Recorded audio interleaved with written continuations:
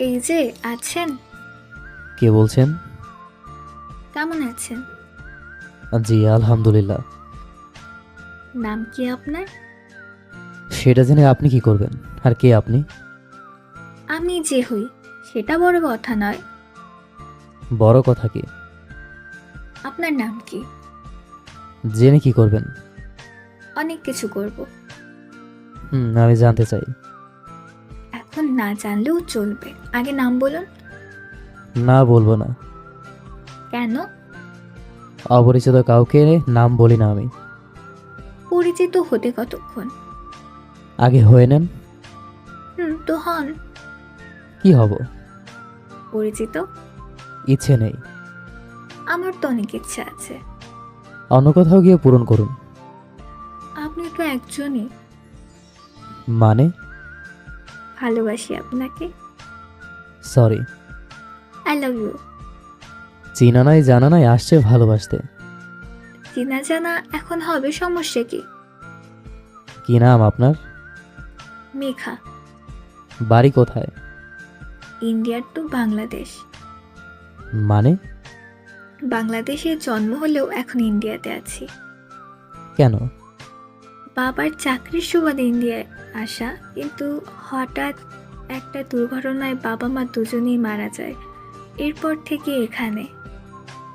ও, so sad. বাংলাদেশের মতো দেশ হয় না। এখন যদি দেশে থাকতাম তাহলে হয়তো এটাও একাকিত্ব মনে হতো না। আপনি এখন একাই থাকেন? পৃথিবীতে একমাত্র ছায়া হচ্ছে মা, বাবা। আর যখন এই দুটো মানুষ জীবন থেকে হারিয়ে যায় তখন বোঝা যায় কে আপন কে পর। এই দুনিয়ায় আর দুনিয়ার মানুষ কেমন।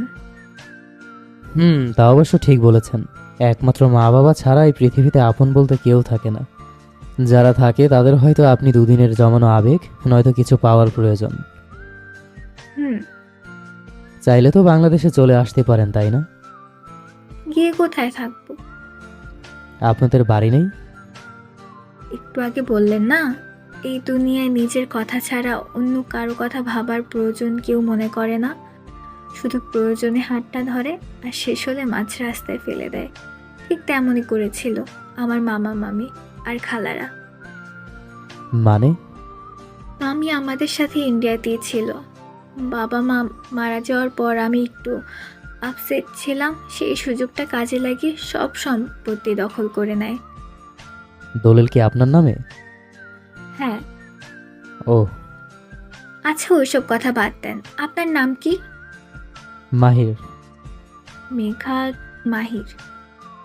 হুম। বাড়ি কোথায়? ঢাকা। কে কে আছে ফ্যামিলিতে?